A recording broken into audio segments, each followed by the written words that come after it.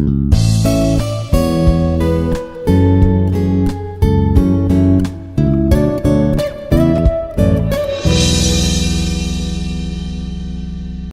dear viewers. My name is Dr. John Mohmad Pandit, Assistant Professor at the English Department, Institute of Aeronautical Engineering, Hyderabad.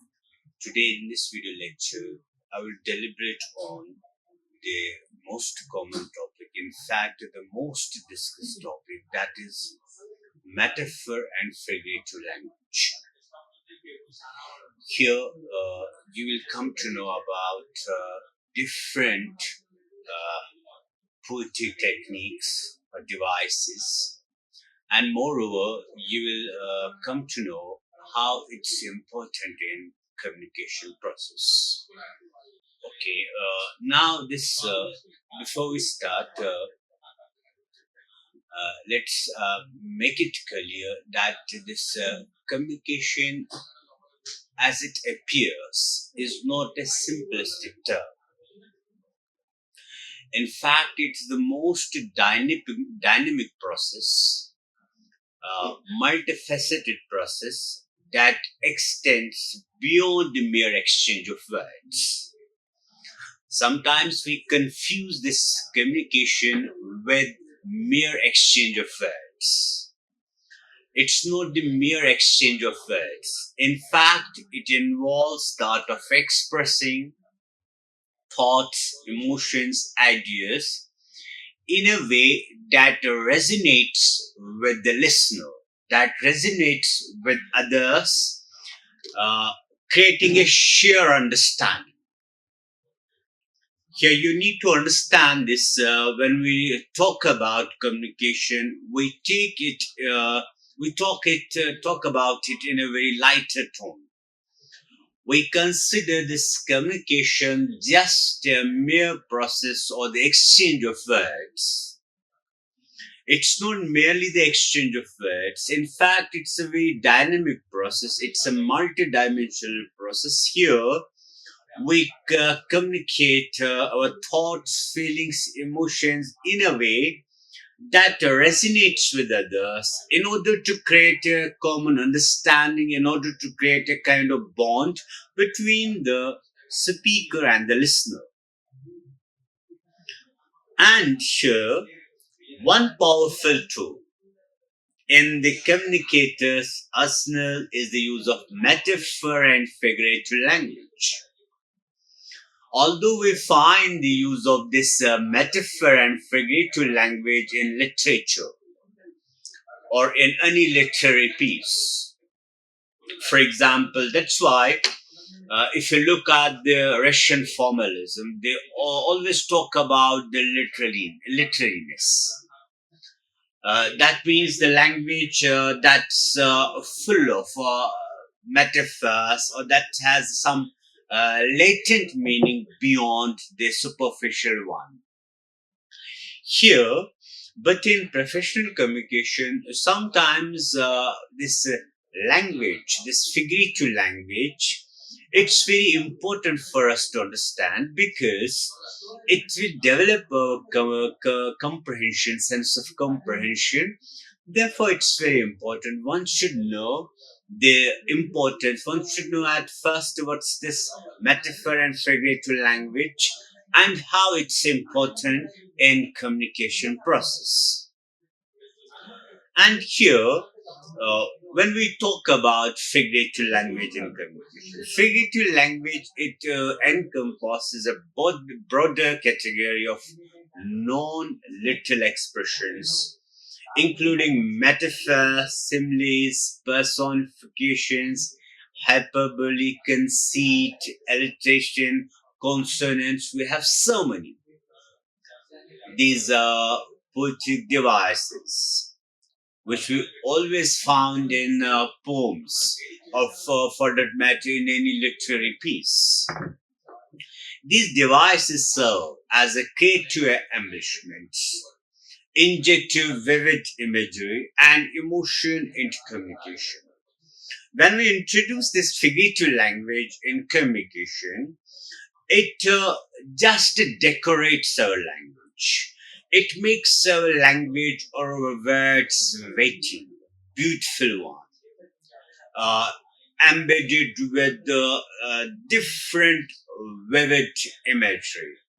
That's why it's very important. That's why we beautify our language with the use of this metaphor, or when we make use of different poetic devices, or for that matter, it can be personification, it can be hyperbole, it can be conceit, consonance, alliteration, uh, assonance, anything for that matter. And here it injects vivid imagery. It appears as that we are visualizing the things. We are not just reading or listening. In fact, we are visualizing things. That's why it's very important. And one more thing that it carries the emotions in a way that touch the very essence of our soul, that touches our heart. And here, uh, for example, if you look at the metaphor or similes, like when we compare two different things using like as such, uh, in order to make a comparison. Here, I would like to draw an example. For example, uh, there are two sentences. If I say she is beautiful, and there's another way of saying the same thing. And if I say she's as beautiful as a rose, both carry the same meaning. But the second one, it's more impressive. The second one, it appeals our emotions, it appeals our heart. And in the second one, if you find the second one, she's as beautiful as a rose, it's a figurative language. Because here, I make a use of a poetic device called simile. That's why we often say that this metaphor, then when we introduce metaphor in language, or when we use figurative language, it just appeals our thoughts, our head. In fact, we don't just listen or read things. In fact, we begin to visualize things. And here, the figurative language, in when we talk about the communication, this metaphor and figurative language enhance communication by making it more memorable, relatable, and emotionally resonant. Whether in professional setting or interpersonal relation or public speaking, a well-crafted metaphor can illuminate ideas and facilitate a deeper connection between the speaker and the audience. As I told you that this use of figurative language, it makes any commonplace thing more memorable. When we quote or when we make use of this figurative language in order to express some commonplace thing or some trivial thing, it will make that trivial thing more memorable and more beautiful. That's why, and at the same time, more relatable. For example, as I told you that she's as beautiful as a flower, as a rose. Here I'm doing a comparison. Here I'm trying to relate her beauty with the beauty of rose. That's why it's very important. And the next one is it's emotionally resonant. Here, when I make use of this language, it carries emotions. In fact, it appeals our heart, it appeals our aesthetics. And here, in the professional setting, whether it's professional setting or whether it's interpersonal relation or public speaking, if you if you use the well-crafted metaphor, it can illuminate ideas and it can facilitate the deeper connection between the speaker and the audience. For example, when we make this use of this figurative language, we are able to create a rapport with the audience. In fact, we are able to uh, connect with the audience. We are able to draw their attention towards ourselves. That's why it's very important. And here we will see some poetic devices or these techniques like metaphor. The first one, it's a metaphor. Although we have different here, I would like to discuss a few. The metaphor, what's this metaphor? A figure of speech that involves comparing two unlike things by stating that one thing is another. In other words, it means that when we compare two different things, in fact, two unlike things, in order to convey that they are similar in certain aspects, we call it metaphor. And sometimes we make this comparison with the help of B forms of verb. We have different B forms of verb, like we have different form is, we have am, we have are, we have the different B forms of verb. Sometimes we make this comparison with the help of these B forms of verb. And it's used to create a vivid image in the reader's or the listener's mind, and often involves the use of implicit comparison. Sometimes it appears that this metaphor, it seems, apparently it seems that there's no connection or there's similarity between the two different things we are comparing. But when we look closer, we find that similarity, we find some kind of similarity between those apparently different things. Here, for example, if I say time is a thief, here I am making a comparison between time and thief. Apparently, it seems us that both these two terms or the words, they are different. They don't have a similar connotation. They don't have same meanings. They're completely different. But when we look closer, when we peep inside into this sentence, we find a comparison. Like here, time is a thief because the thief, it steals our thief. It steals our. It steals. The job of a thief is to steal. And the time is like a thief. Why? Because this time it steals our youth, it steals our energy, everything in fact. It mars the beauty of a person. With the passage of time, everything comes to decay. That's why here we compare it with the time with this thief. And if you look at the second one, it's all the world's a stage, and all the men and women merely players. They have their exits and their entrances. This stanza, it's taken from As You Like It, written by William Shakespeare. Now here, if you find, here you will see comparison in each sentence. In every sentence here you will find a comparison. That's why we call it extended metaphor. We call it extended metaphor. Because here the metaphor, the comparison, it's not confined to the first line. In fact, you will find this comparison all the three lines. All the words are staged. Here the author makes a comparison between the real life and the stage of a drama. In real life, we have the men and women. In a similar fashion, and on the stage, we have men and women as actors, as players. Here in this world, we're also actors. Right now, I'm in front of you. I'm acting like a teacher, like a assistant professor, or professor for that matter. Therefore, everyone has been assigned a role to play. And they have their exits and their entrances. As we know that on the stage, when someone finishes the role, he or she has to go away.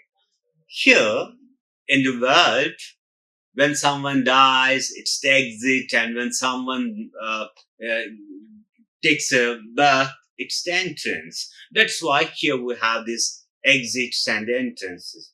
It's a beautiful comparison, and this comparison, it runs throughout the stanza. That's why we call it extended metaphor. Then we have the next poetic device, that is simile. And what's the simile? It's a rhetorical device used to compare two things using words like as, than, or like, for that matter. And now here, you need to differentiate metaphor for simile. Simile, of course, in simile, we do a comparison between two different things, or between two things which seems apparently different. But here, we make a comparison with the help of like, as, and than. And one more thing, this metaphor, it's a strong comparison than simile. Because in metaphor, we often make use of be forms of verb. But here we make the comparison between two different things with the help of like, as, and than. That's why we say metaphor is the strong comparison than simile. Here, see the first example. He's as brave as a lion. Here I'm making a comparison between he and lion. Both are different, but they have some commonality. What's that common thing between the two? Both are strong, both are brave. That's why we say he is as brave as a lion. I'm making the comparison of he with a lion, and that too with the help of as. Or we can say, for example, he's like a lion. It's a comparison between two different things with the help of like, as, and that. And then we have the next one, that's the personification. What's this personification? It's the attribution of human qualities or characteristics to non-living things or inanimate things.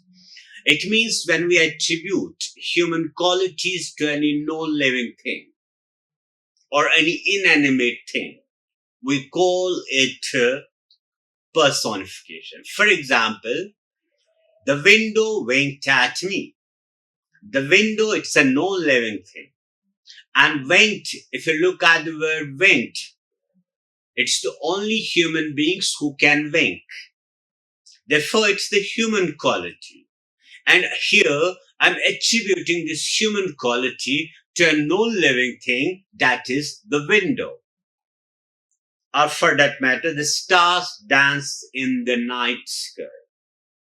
If you look again here, the dance, it's the human quality, and I'm attributing this human quality to a non-living thing, that is star. And then we have the next one, that's hyperbole. What's this hyperbole? This is a way of speaking or writing that makes someone or something sound bigger, better, more, etc.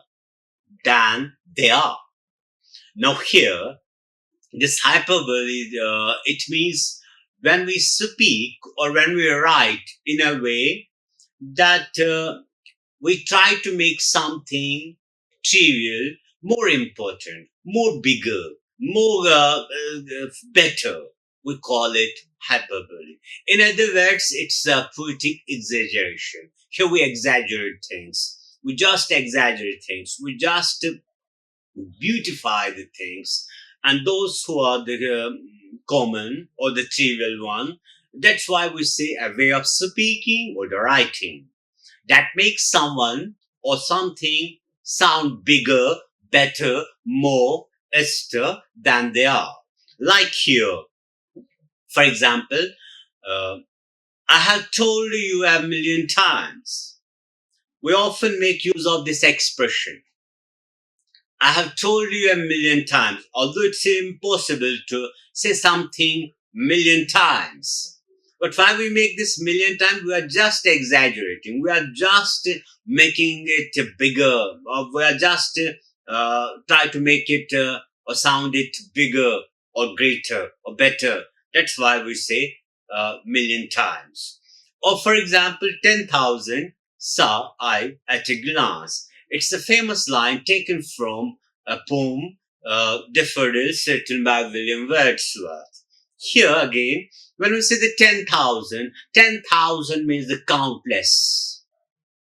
Here, the 10,000 doesn't mean a 10,000 number. No, it means countless. Therefore, the author is saying that at a one glance, I saw countless differences.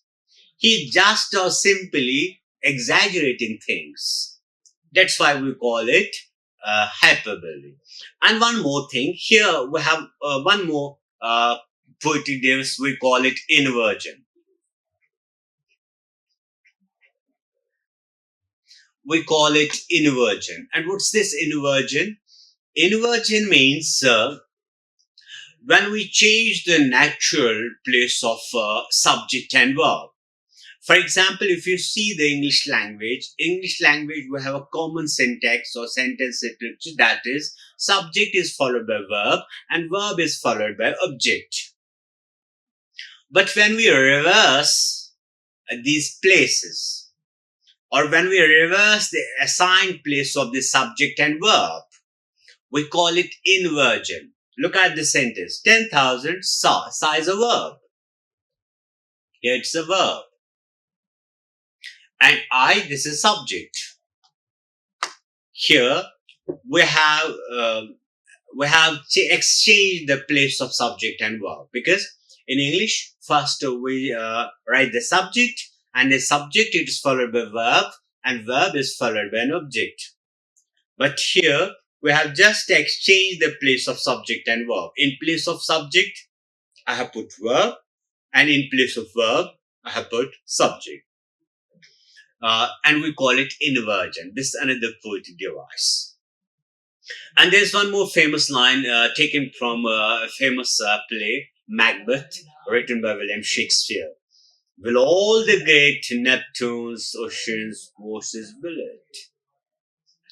Now see the Neptune's oceans versus bullet. That means here author tries to show us the quantity. He's trying to make something ordinary look bigger. That's why we call it hyperbole. And then we have the next one, that's alliteration. Alliteration, it's the repetition of initial consonant sounds in a series of words. That means when we repeat consonant sounds in a series of letters, we call it alliteration. Like petter, pepper, picked a peck, or pickled peppers. Or there's a one famous line it's taken from a poem, Listeners, written by Walter de la Mare. In that poem, there's a line, of first is fanny flow. If you look here, we see the repetition of one consonant sound, that's first sound. Or first is fanny flow. And one more thing, here this alliteration, it's of two types. One is consonants and another is assonance. Consonants means when we repeat the consonant sounds, we call it consonants. And when we repeat vowel sounds in a series of letters or words, we call it assonance.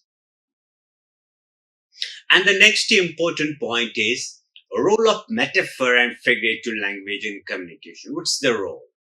Metaphor and figurative language stimulates creativity and imagination.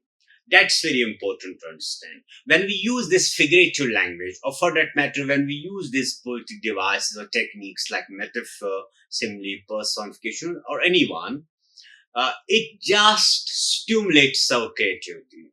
And not only stimulates our creativity, in fact, it urges us to expand our imagination. That's why it's very important in the communication process. And these metaphors and figurative language allow speaker or writer to express ideas in a novel or unexpected way, encouraging listeners or readers to engage more actively with the content.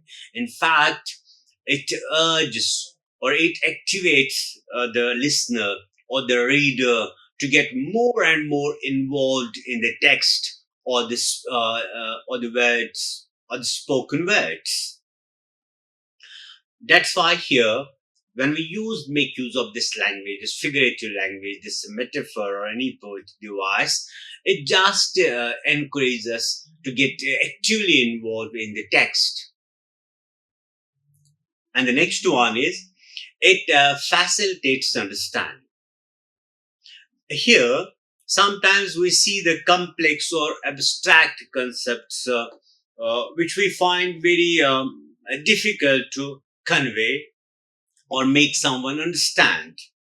Then what we do, we just make a comparison between that abstract thing and another concrete thing, so as to create understanding in the mind of the listener. That's why it's important when we say by comparing unfamiliar ideas to familiar ones. Metaphorical language helps individuals grasp and comprehend new information more easily. For example, I have to convey some abstract idea. Abstract means something which we can't see by our naked eyes or which we can't touch. And I have to explain that abstract idea or abstract thing. I just make the comparison of that abstract thing with a concrete one. Concrete means something which we can see by our naked eye or which we can touch. And here, when we make a comparison, then it becomes easy for anyone, for any reader for that matter, or listener to understand that concept, to understand or to visualize or to understand or to comprehend that abstract concept. Now, the next one is the creating vivid image. And this figurative language paints pictures with words. If you see, we have this imagery, it's again a poetic device. Imagery, we have the visual imagery, we have the sound imagery, we have, for example, tactile imagery, we have olfactory imagery. When we make use of these images, different kind of images, we not only see the thing, we in fact feel the taste, we just hear the sounds. In fact, we see the thing in its whole, in its very holistic manner.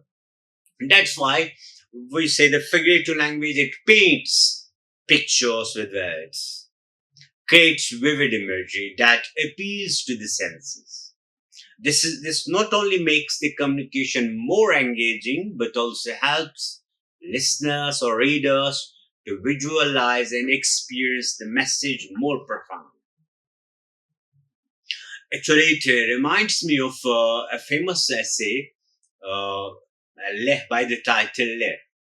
In the Le, Andrew Horway, he tries to explain the bridge that he found in Le. And while explaining that bridge, which is very alien, which is very different for the Western audience, he just make the comparison of that bridge with cathedral, okay, with church, in order to make them understand that bridge. That's why here we, with the use of this imagery, with the use of this figurative language, we can just visualize things. And the next one is evoking emotions. Metaphors and figurative language are powerful tools for evoking emotions. They have the ability to convey feelings, sentiments more effectively than literal language, creating a deeper emotional impact on audience. That's why here the metaphor, when we make the use of this figurative language, uh, it helps us to evoke emotions. It helps us to create a powerful effect. And here, this figurative language, for that matter, it can be metaphor or anything. This figurative language has the ability to convey feelings and sentiments more effectively. In literal language has only one meaning, and that is the superficial meaning. But when we make this figure use of figurative language, it has both superficial and the latent meaning. And when we decipher, when we decode that latent meaning, surely it creates a very emotional effect on us. That's why we say that it invokes emotions. Here, with the help of this metaphor and figurative language, we can convey abstract ideas, intricate or complex ideas more easily. That's why abstract or intricate ideas can be conveyed more scantily and memorably through figurative language. This is especially valuable in the fields such as science, philosophy, art, where complex concepts may be challenging to articulate in plain language. That's why when we have to when we have to convey some complex ideas, complex things, we make use of this figurative language. Engaging the audience.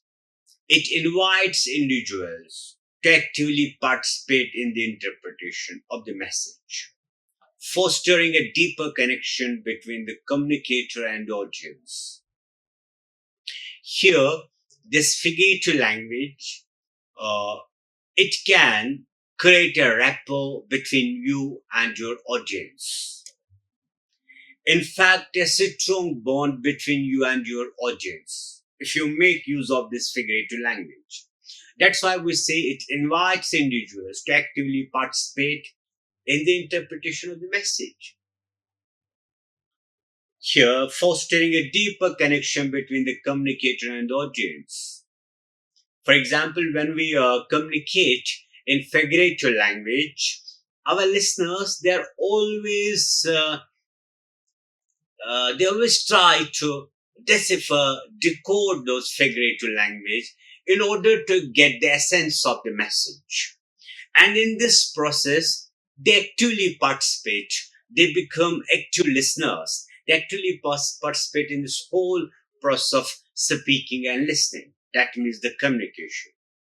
And here the next one is the cultural and contextual enrichment. Metaphors often draw on cultural references, enriching communication by connecting with shared experience, values, and beliefs. And these metaphors, if you look at these metaphors, you will find the different metaphors or different poetic device that they're common in different cultures. For example, a metaphor used for example, in Kashmir for that matter. It's in a similar fashion. It's used in Hyderabad also, but with a slight change of language, a slight change. Therefore, it creates a sheer experience. When we make use of these metaphors or when we make use of this figurative language, it creates a shared experience, values, and beliefs. And persuasion and rhetoric. They can be used to influence opinions, shape perceptions, and create a persuasive impact by framing ideas in a way that resonates with the audience emotions and values. When we use these metaphors, it has a great power of persuasion. That's why we call it the figurative language. You will find it always and always persuasive. It will always try to persuade you. And one more thing, it's a very rhetoric. When we speak in this figurative language, it our language naturally becomes weighty. And surely the weighty language or the weighty line has a great influence on the audience. And that's the next one, that's the memorability. And here, the use of imaginative, the figurative language or imaginative language, it helps us to disseminate information. It helps us to memorize the information. In fact, you will retain this information for a longer duration. That's why we often see that we memorize verses, lyrics. easily, so easily, because they're in figurative language. We often quote different and different verses. How we are able to quote different verses? Because these verses, this figurative language, we can easily memorize this figurative language.